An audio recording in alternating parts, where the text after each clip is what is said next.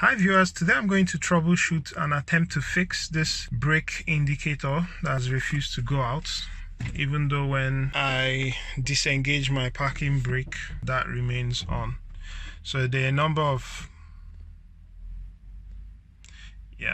so that's it right there. It's refused to go out.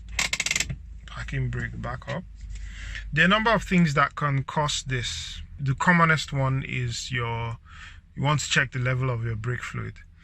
So what I advise is, once this happens, right, if the first thing you should do is to check the level of your brake fluid, check if you're having leakages around your tires, and of course the level on the in the brake fluid container will tell you that. Until you verify what the cause is, you shouldn't be like it's a risk to drive the car. And you should also watch out for the response of your pedal. So if your pedal becomes spongy, then definitely that's something to do with your braking system. So it should be fixed as soon as possible. So but my braking system, my brake is not spongy, response is still good.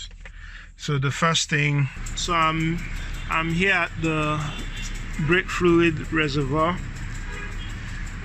So the brake, that's where it is.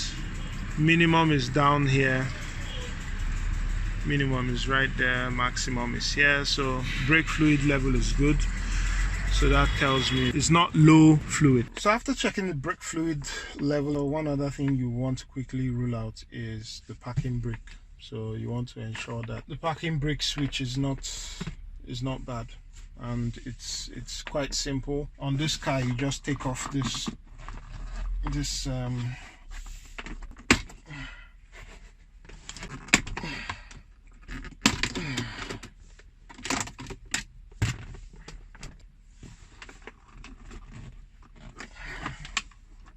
these are just held by retaining tabs right away. So that's the parking brake switch. You could use a multimeter to just confirm that there isn't continuity when the switch is disengaged. So for that, you set your multimeter to the continuity, set this Wi-Fi, this symbol that looks like Wi-Fi. So basically it checks whether the circuit is complete. If the circuit is complete, it gives off an audible sound.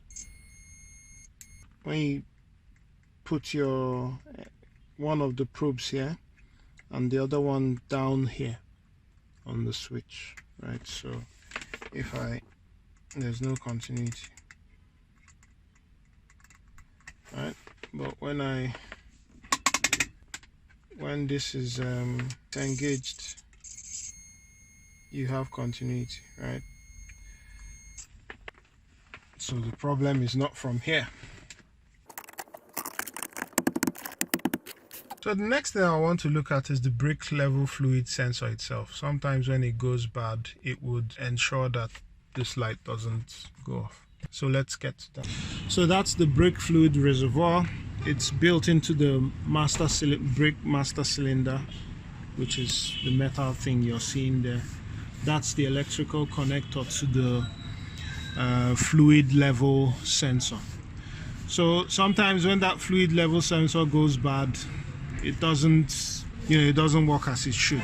Quick way to test whether the problem is actually coming from here is you just remove the electrical sensor, right, and then go back into the vehicle and check whether the light is still there when you disengage the parking brake.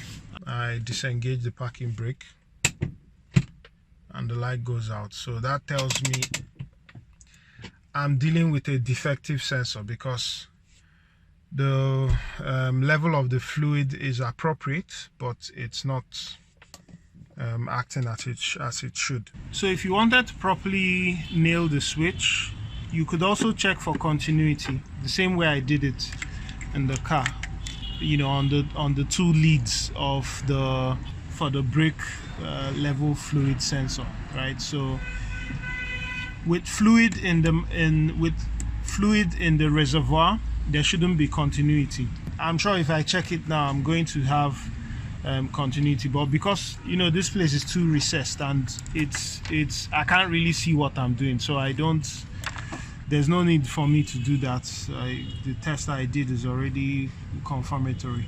And the sad thing about this model, which is a 2003 Accord, is that there's no way to replace the brake fluid sensor alone. You have to replace it with the brake master cylinder. So that's how you do this troubleshooting. That's it, folks. Hope this was helpful. Catch you on the next one.